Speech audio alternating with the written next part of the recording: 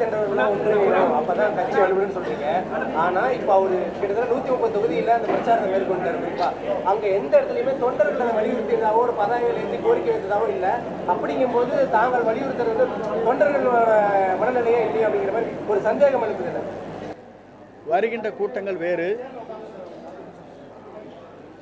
பலவேறு தரப்பட்ட தொண்டருடைய மனநிலை வேறு, முக்கிய நிர்வாகிகள் மனநிலை வேறு.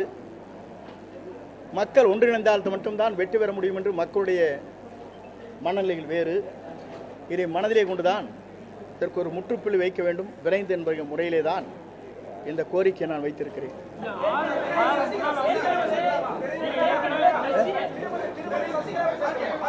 நான் சொல்லுவேன். அது பொதுச் செயலாளர் முடிவு செய்யலாம். அதிலே கருத்து வேறுபாடு எனக்கு இல்லை. வெளியே சென்றவர்கள் அனைத்து இந்திய அண்ணா திராவிட முன்னேற்ற கழகத்திலே முக்கிய பொறுப்பிலே இருக்கின்றவர்கள். அந்த முக்கிய பொறுப்பிலே இருக்கின்றவர்கள் இணைக்கப்பட வேண்டும் என்பதுதான் என்னுடைய நோக்கம். ஆகவே முக்கிய பொறுப்பிலே இருக்கின்றவன் நியமிக்கப்பட வேண்டும் என்று சொல்வதற்கு காரணமே தென் மாவட்டத்திலே பார்த்தால் தெரியும். உங்களை போன்ற பத்திரிகையாளரும் செய்தியாளரும் உங்களுக்கு நன்றாக தெரியும் நிலை என்ன இருக்கிறது என்பதை நீங்கள் புரிந்து கொண்டிருக்க முடியும். ஆகையெல்லாம் ஒருங்கிணைக்கிற போதுதான் வெற்றி என்ற இலக்கை மட்டுமல்ல மாபெரும் வெற்றி அடைய முடியும்.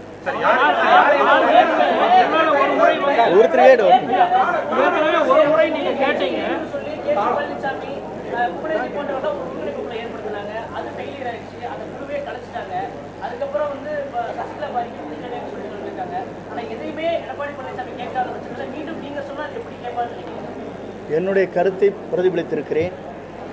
இதற்கு ஒரு காலக்கெடு வைத்திருக்கிறேன். அப்படி நடக்கவில்லை என்று சொன்னால் இந்த மனநிலையே இருக்கின்றவர்களையும் ஒருங்கிணைத்து அதை வெற்றிகரமாக முடிப்பதற்கு நாங்கள் அனைவரும் முயற்சிகள் மேற்கொள்வோம். 2012 அமைச்சரவையிலிருந்து கூட அம்மையார் ஜெயலலிதா உங்களை விடுவிச்சிருந்தாங்க. ஆனா மீண்டும் முதலமைச்சர் எடப்பாடி பழனிசாமி வந்தவர் அமைச்சரவையில் கூட சேர்க்கப்பட்டீங்க. ஆனா இப்ப அவருக்கு எதிராக நீங்க கருத்து சொல்ற மாதிரி இருக்கு. அது போன்ற கருத்துக்கள் இடத்துல இல்லை. அவரே 2009 பொறுப்பிலிருந்து நீக்கப்பட்டார். அது உங்களுக்கு தெரியுமா?